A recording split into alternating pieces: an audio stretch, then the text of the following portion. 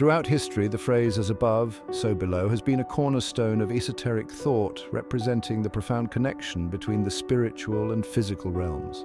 This concept, rooted in ancient wisdom, has transcended time to become a guiding principle for those who seek to wield power both on earth and in the heavens. In this video, we will explore the origins of this enigmatic phrase, its application in the ancient seed war, and how it continues to shape the actions of modern leaders, celebrities, and secret societies.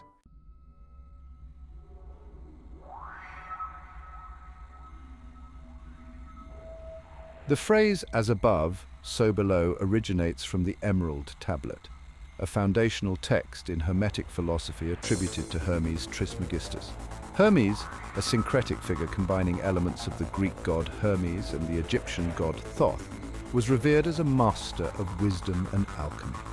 The phrase encapsulates the Hermetic belief in the correspondence between the macrocosm, the universe, and the microcosm, individuals and earthly events. This principle suggests that the patterns and laws governing the cosmos are mirrored in the physical world. In esoteric and occult traditions, "as above, so below" represents the interconnectedness of all things.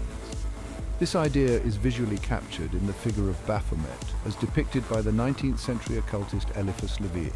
Baphomet's gesture, one hand pointing up and the other down, symbolizes the unity of opposites, the balance between the spiritual and material realms, and the belief that what happens in one realm influences the other.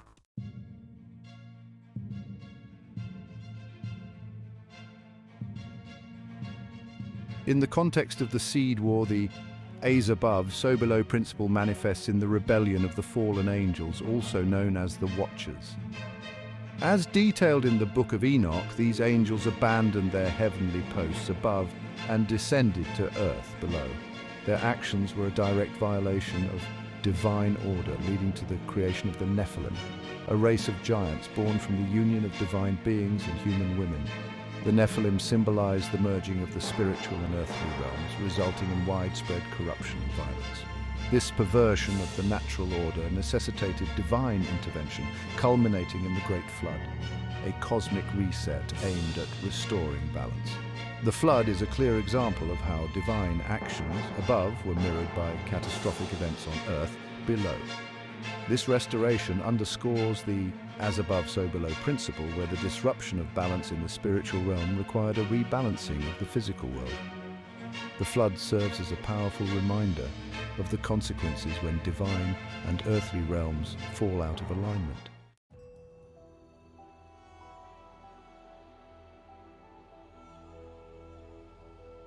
The figure of Baphomet, with its "as above, so below" gesture, remains one of the most recognized symbols in occult traditions. Levi's depiction has been widely adopted by various esoteric groups and has permeated modern culture. This symbol often appears in rituals designed to invoke or align with spiritual forces, emphasizing the practitioner's control over both realms. Some celebrities, especially those rumored to be involved in occult practices, have been photographed making gestures reminiscent of "as above, so below." For instance, pop icons like Beyoncé and Jay-Z have been linked to occult imagery, which often includes symbols like the all-seeing eye and the pyramid. While these gestures may be more closely tied to broader symbols, their connection to esoteric principles cannot be ignored. The influence of "as above, so below" extends beyond the entertainment industry into the realm of politics and secret societies. Rumors and conspiracy theories abound that suggest world leaders and influential figures are members of secret societies like the Freemasons or the Illuminati.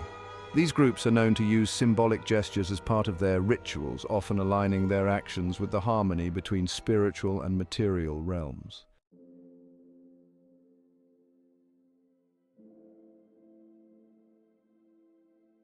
Segment 4. Spiritual influence on earthly rulers. In Ezekiel 28, the prophet delivers a lamentation for the king of Tyre, describing him first as a human ruler and then as a being of great beauty and wisdom who was in the Garden of Eden, an anointed cherub.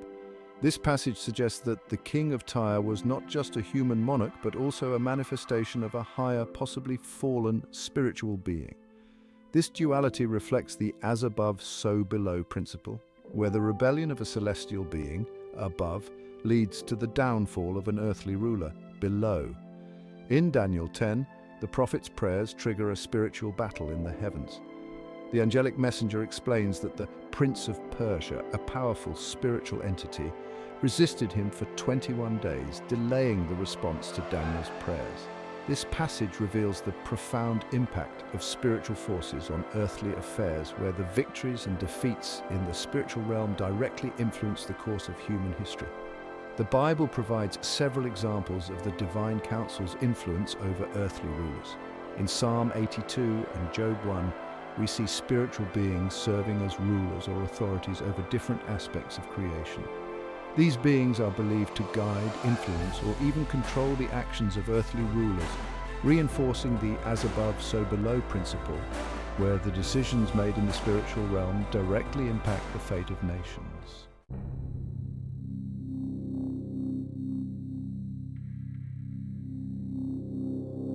Segment 5. Application of as above, so below in eschatology. The as above, so below principle is also evident in biblical eschatology, where the final judgment and the ultimate defeat of evil are depicted as both heavenly and earthly events. The book of Revelation describes a war in heaven between Michael and the dragon, which is mirrored by great tribulations on earth. This cosmic battle underscores the interconnectedness of spiritual and physical realms. The creation of a new heaven and a new earth, as described in Revelation 21 verse 1, represents the ultimate fulfillment of the as above, so below principle. The restoration of divine order in the heavens is mirrored by the renewal of creation on earth, bringing both realms into perfect harmony.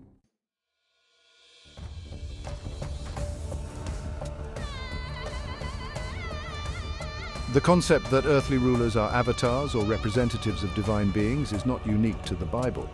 In ancient Near Eastern cultures, particularly in Mesopotamia, kings were often seen as divinely appointed or even divine themselves. These rulers were believed to act as earthly embodiments of the God's will, aligning with the as above, so below principle, where the actions of kings on earth were seen as reflections of divine order. In Egyptian religion, the pharaoh was considered the earthly embodiment of the god Horus and was responsible for maintaining Ma'at, the divine order, on earth. The pharaoh's role was to ensure that the balance and harmony of the universe were reflected in the governance of the kingdom, aligning the physical realm with the cosmic order upheld by the gods. This belief system mirrors the biblical concept that spiritual forces govern earthly rulers, influencing their actions and the fate of their nations, thereby reinforcing the as above, so below principle.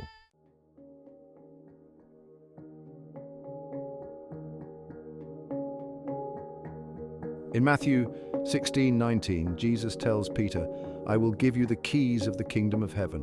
Whatever you bind on earth will be bound in heaven, and whatever you loose on earth will be loosed in heaven."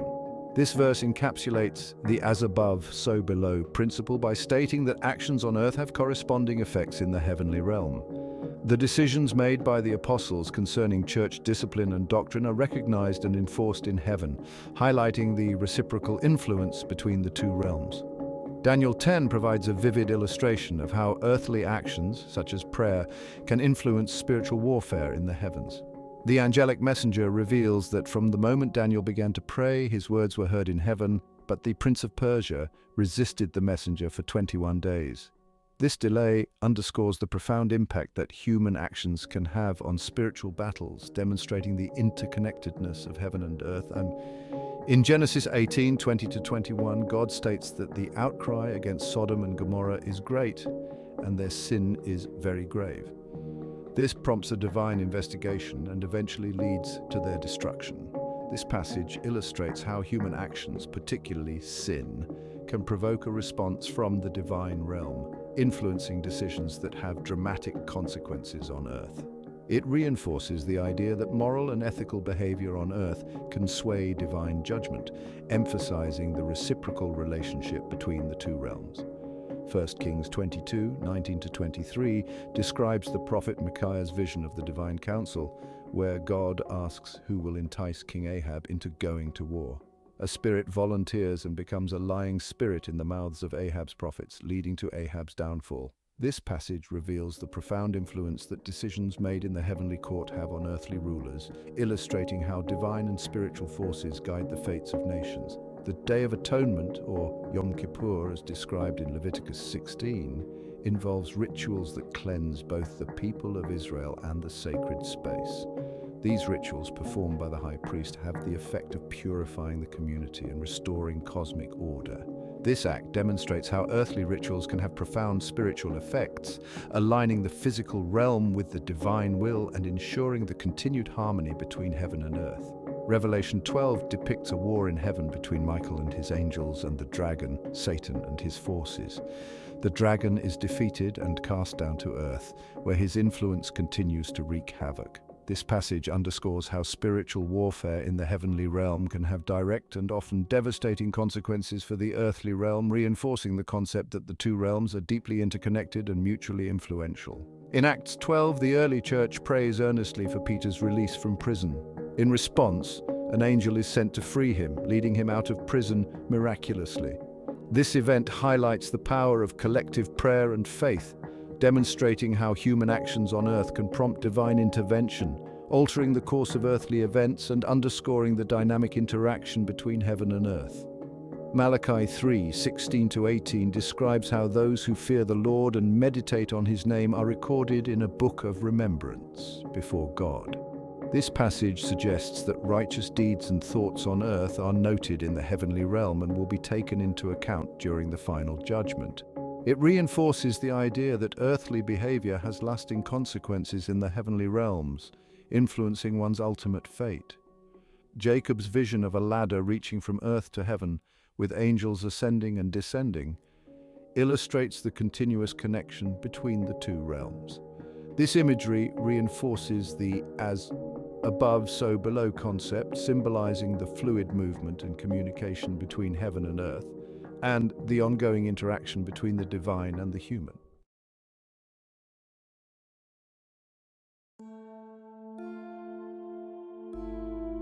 For those involved in occult practices, the as above, so below gesture is often more than symbolic. It represents a declaration of control over both the spiritual and physical realms. This belief aligns with the notion that certain individuals, having made pacts with demonic entities, are granted power and influence over earthly matters. By frequently invoking and displaying this principle, they believe they are reinforcing and manifesting their control over both realms. In many occult traditions, symbols like as above, so below are used in rituals designed to summon or channel spiritual entities. These entities, often understood as fallen angels or demonic spirits, provide their followers with power, knowledge, or material wealth in exchange for loyalty or sacrifices. The public display of this gesture may serve as a continual reaffirmation of these pacts, symbolizing an ongoing commitment to the spiritual forces that grant them influence over earthly affairs. The presence of as above, so below symbolism in statues, artwork, and architecture, especially in buildings associated with power, suggests a deliberate embedding of occult principles into the very fabric of society. These symbols may be intended to create spaces that align with or are receptive to spiritual energies, subtly influencing those who interact with them. This practice of embedding symbols in public spaces, often hidden in plain sight, serves as a form of esoteric communication, conveying messages to those who understand while keeping the general public oblivious. In alchemy, closely related to Hermeticism, the reconciliation of opposites is a key concept. The as above, so below gesture can be seen as representing the unity of spirit and matter, heaven and earth, good and evil. For those deeply involved in occult practices, this reconciliation might be a central goal as they seek to transcend conventional moral boundaries and achieve a higher state of being or knowledge. Some interpretations suggest that this emphasis on duality is connected to a Luciferian doctrine, where Lucifer is seen not just as a fallen angel, but as a bringer of light and knowledge, a Promethean figure challenging divine authority. The repeated use of as above, so below symbolism in media, entertainment, and art could be part of a broader agenda to shape public consciousness, desensitizing society to occult principles. By normalizing these symbols and gestures, the elites may be attempting to shift societal values, making the public more receptive to their worldview. Some theorists suggest that this is part of a long-term strategy to prepare humanity for a new world order, where traditional religious and moral structures are replaced by a system rooted in esoteric and occult principles. The consistent use of these symbols might be seen as a way to gradually alter public perception, paving the way for future societal changes that align with these hidden teachings.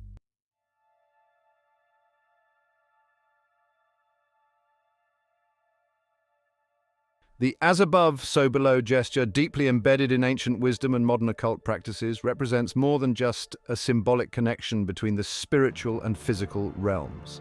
It is a tool used by those in power to align themselves with spiritual forces, asserting their control and influence over both heaven and earth. As this symbol becomes increasingly visible in our world, understanding its deeper meanings and the influence it might have on our society is crucial. The first warning Jesus offers in Matthew 24 when asked about the end of the age is, "Take heed that no man deceive you." And being aware of these attempts by the Watchers and their human counterparts to turn our world into their vision of what it ought to be rather than that of Jesus is of utmost importance. Thank you for joining us on this journey into the mysteries of As Above, So Below. If you find this video insightful, please like, subscribe, and hit the notification bell to stay updated on our latest explorations into the hidden truths of our world. Share your thoughts in the comments below. What do you think about the pervasive use of this symbol? Let's continue uncovering the deeper layers of reality together.